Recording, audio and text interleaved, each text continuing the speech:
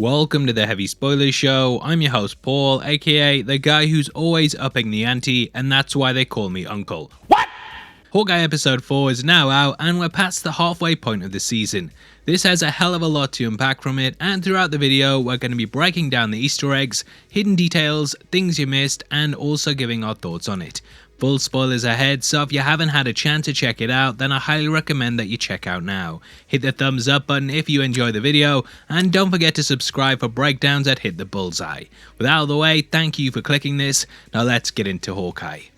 Okay, so last week we watched as Kate and Clint escape the clutches of the Tracksuit Mafia. After learning of a mysterious figure controlling it all, they set out to uncover the truth and ended up coming face to face with Jack in Kate's mother's penthouse. One thing I forgot to mention last week is that young Maya Lopez was actually played by Alaqua Cox's cousin, and huge shoutouts to Kang Variant on Twitter for sending that through. There was also a young Kazi at the karate school, who is a character that we'll talk about later on in the video. Now the episode is called Partners, Am I Right?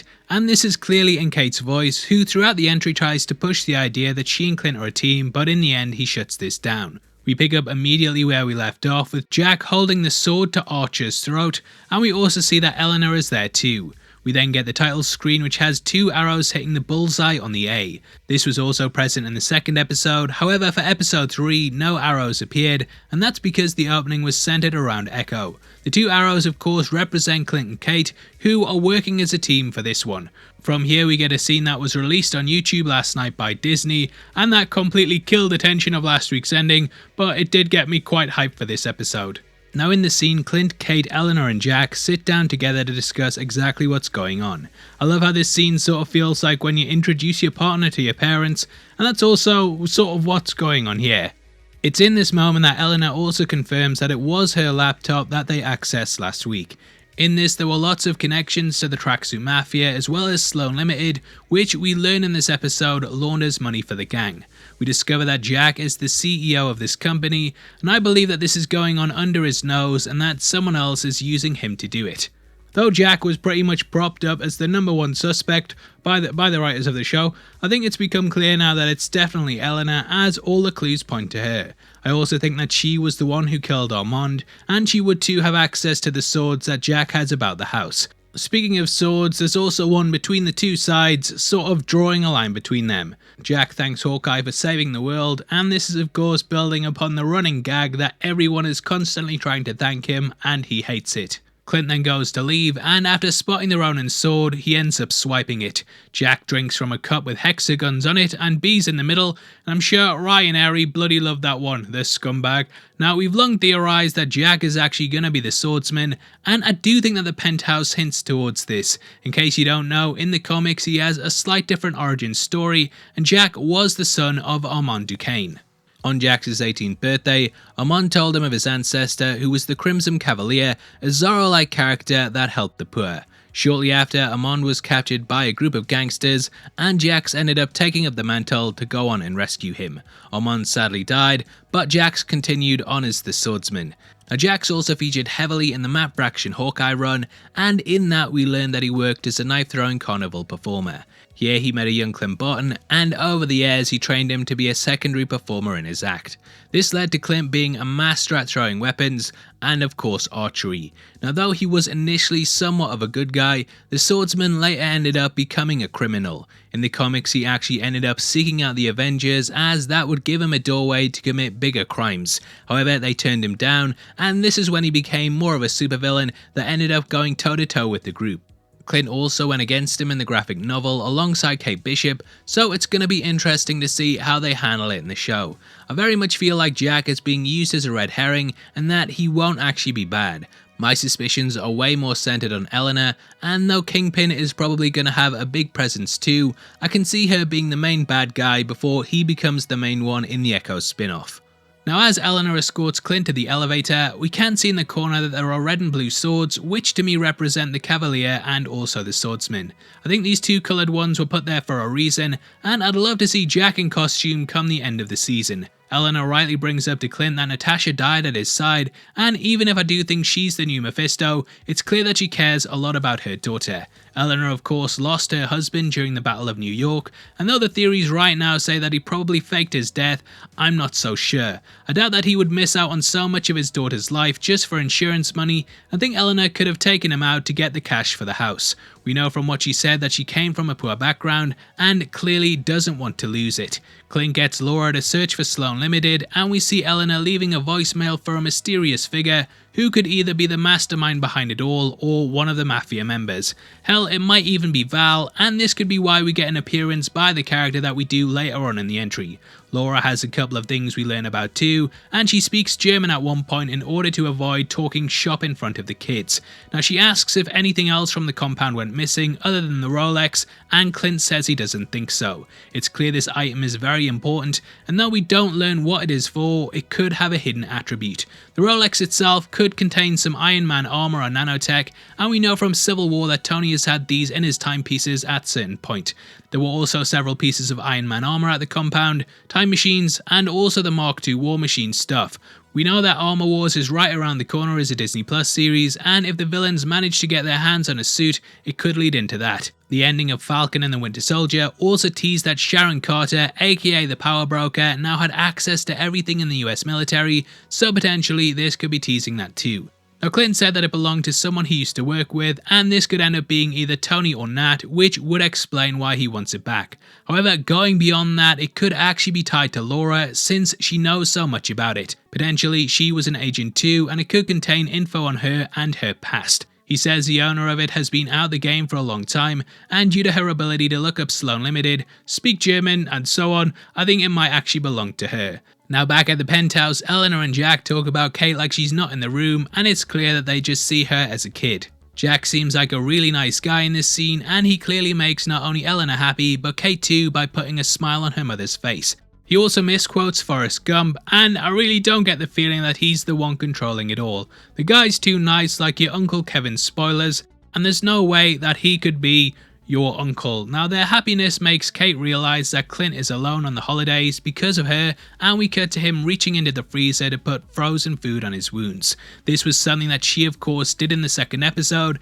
and this actually calls back to the comics in which Kate used frozen food to numb her wounds, and as always, it's all connected. See, I did the voice there, thumbs up buttons right there. Now I love how they had to keep the tattoo on Clint's arm, as he of course got it in Endgame, and they now have to constantly have it whenever he's wearing a t-shirt. We can also once more spot the Creature of the Dark Galaxy poster, which had Moira Brandon's name on it. She also owns the apartment, and in the comics Moira ended up setting up the estate that will become the home of the West Coast Avengers. Kate arrives wearing a Santa hat, which is somewhat an opposite to the comics, as in those it was Clint who wore it throughout the Christmas issue.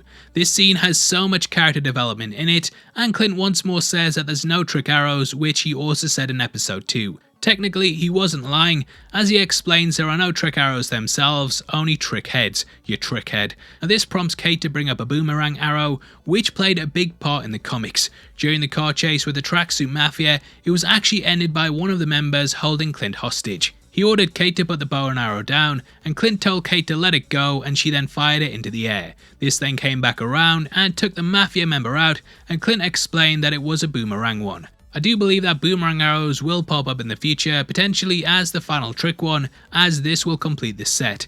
Boomerangs later pop up when we enter Maya's apartment, and it could be foreshadowing that this is how Kate will defeat her.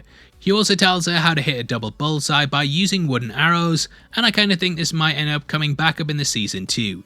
Now they also bring up Budapest and what happened there. We learn the other side of this in Black Widow, and discover that Clint was sent there to kill Nat, but she ended up defecting. Yelena of course pops up at the end of the entry, and I think the story of Budapest will be relayed in the next episode, which will clear him with her. On the TV, the pair also watch It's a Wonderful Life, and this is a movie about someone seeing what would have happened if they never existed. I think this perfectly reflects Clint, as he clearly wrestles with the sacrifice Nat made in Endgame, and it's clear that he wonders what would have happened if he died instead of her. He refers to her as the best, I think a reason why he doesn't want to accept thanks or praise for saving the world is because he thinks Natasha should be the one getting it instead of him. When we think about Endgame, he didn't really do anything in order to get the Soul Stone, and though he put himself forward, Nat gave her life whilst he just collected it. Obviously, there's a lot laced throughout this subtext, and I'd love to hear your thoughts on it below. Now, he of course lost his family after the snap, but he had to lose a friend in order to get them back. Kate realizes he's the Ronin, and Clint further gives clues that he was hired by certain people. I'm going to be discussing the Kingpin theories later on in the breakdown, but the idea that he was used as a weapon could be hinting to us that he was hired by someone to take the Mafia out. There's also the possibility that this was Val, and that she pinned Nat's death on him so that he wouldn't be able to expose her. He then ends up unplugging and reminiscing over the tragedies in his life. This includes the snap and also killing 2 people in a car as the Ronin. Now, I don't know who these are, but with it being at night and in a vehicle, it could be a scene that happens just before the Fat Man auto repair moment that we got last week. Clint can also be seen drinking from a purple Thanos was right mug, which of course calls back to the second episode. We also catch Kate wearing an Arrow t-shirt with a dog's silhouette in the middle. In the comics, Pizza Dog was originally called Arrow, but after Clint rescued him, he changed the name to Lucky because it was a bit too on the nose. Now, I'm not sure what the writing says, but I believe it states, like, comment and subscribe. Now, if you know what it actually means, then please drop it below and let us know. It appears to be in Russian, which could be foreshadowing a big Russian showing up later on. Now, through his tracer arrow, they follow where the trick ones have been taken to, and this brings Kate face to face with the LARPers. I didn't really like the scene in the second episode, but hey, I'm no longer being a Scrooge, and I quite enjoyed this one. I actually kinda hope they're used in the final battle in some way, as it would help Clint even the odds against the Mafia. In the comics, they ended up storming the apartment block that Clint owned, and the residents came together in order to stop them. The character Grills was actually someone who lived there, potentially setting them up becoming more involved. Now here we're introduced to Wendy Conrad, who's actually a mercenary in the comics. She was given the task of cutting off Hawkeye's arm so that he wouldn't be able to use a bow and arrow, and this was somewhat teased in What If when we saw that it had been taken off by Ultron. He did get a robot one in that, but it would be interesting if him getting disarmed, somewhat popped up in the series. Now cut to Kazi at what I believe is Fat Man Auto Repair. On the wall we can see that there's 2 colours with a teal tiling on the bottom and a white one on the top. If you cast your mind back to the last episode, this was also on the wall when Maya pulled up, so I believe that it's the same location. Now we catch up with Kazi, as does Clint, and here he tries to make a deal to smooth things over with him and Echo. Now as for Kazi, much like Jack, he's been changed up quite a lot from the source material. In the Hawkeye run, he was a serial killer who ended up working alongside the Mafia rather than being with them from an early age. With him and Echo going to the same karate school as kids, I kind of feel like this was actually set up as a recruitment center for the Mafia in which they could see which ones were adept at fighting and take them under their wing. This would explain why they had such a presence at the dojo and were so interested in all the inner workings of it. In the comics, Kazi's family was killed when he was very young, and he moved to America and became a mercenary. He worked for several crime bosses including the Kingpin and the Owl before aligning with the Mafia to kill Clint.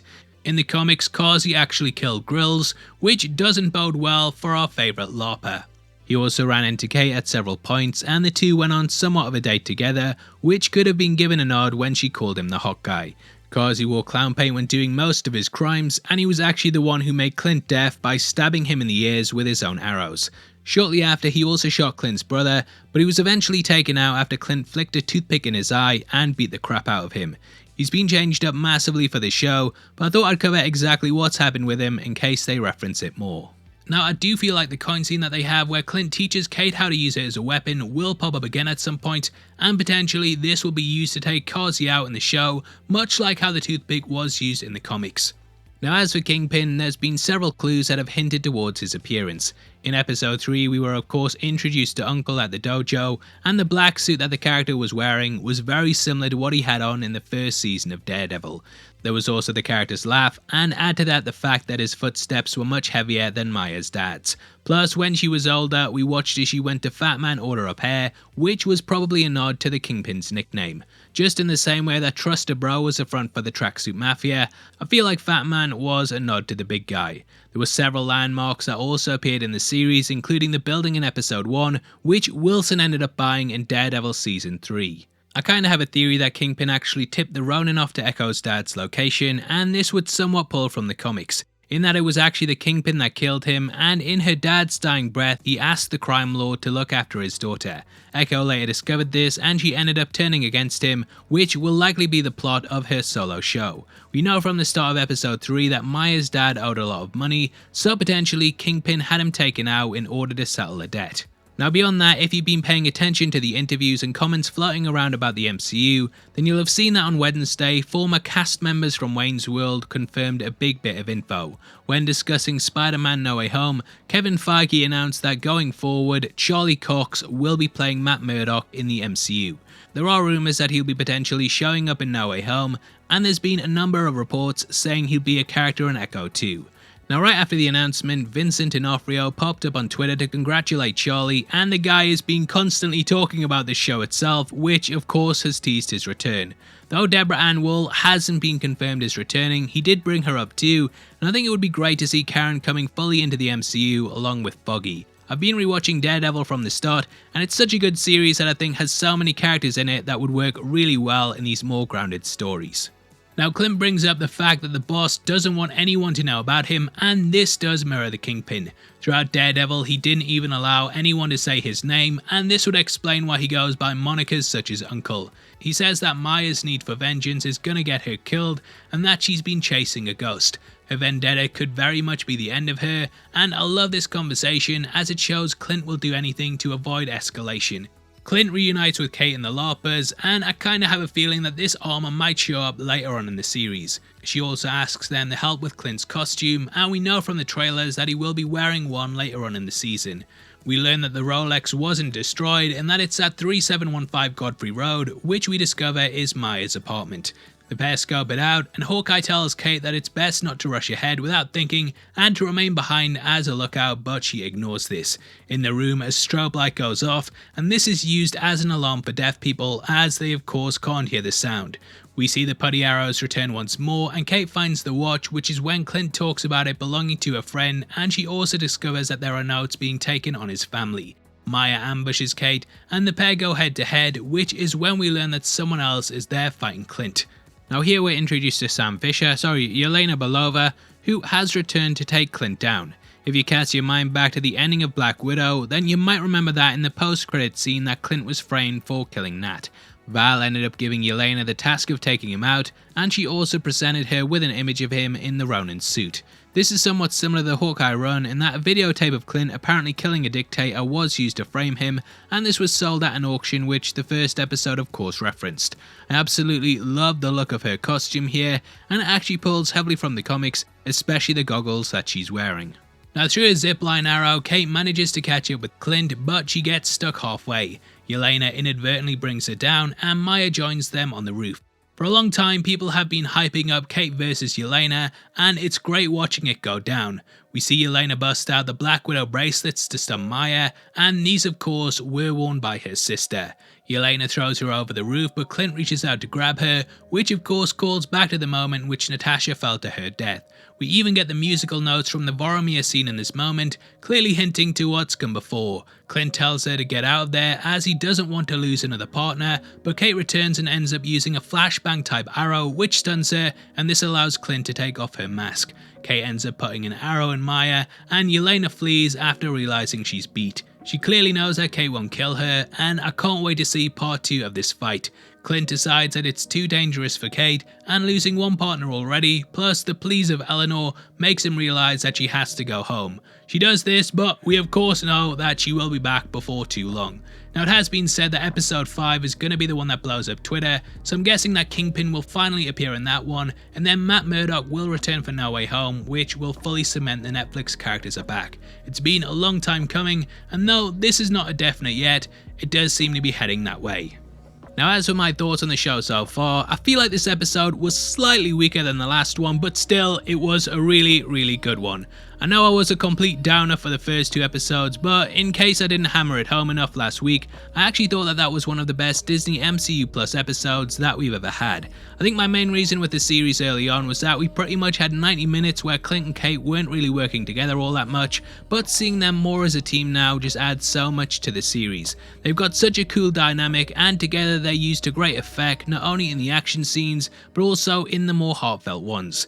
This was another great episode, but even if I said it wasn't, there's nothing you could do about it. YouTube removed the dislike count now, so even if I come out here and say you're the worst subscriber I've ever had, you won't be able to do anything, you sucker.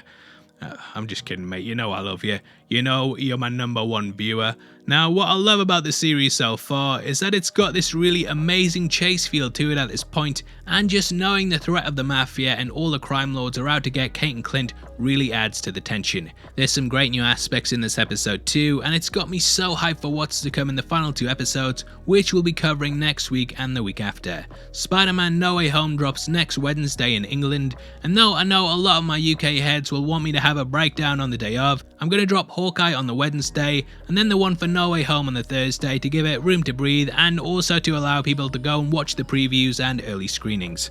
Anyway, that's the video, and obviously I'd love to hear your thoughts, so make sure you comment below and let me know. We are running a competition right now and giving away 3 copies of the Spider-Man 4K trilogies on the 30th of December, and all you have to do to be on the chance of winning is to like the video, make sure you subscribe with notifications on, and drop a comment below with your thoughts on the episode. We pick the comments at random at the end of the month, and the winners of the last one are on screen right now, so if that's you, then message me on Twitter at HeavySpoilers. If you want something else to watch, then make sure you check out our breakdown of 2002 Spider-Man, which will be linked on screen right now. We go over all the cool hidden details in it, and it'll be a really good refresher before we get into No Way Home. With that out of the way, thank you for sitting through the video. I've been Paul, and I'll see you in the next one. Take care, peace.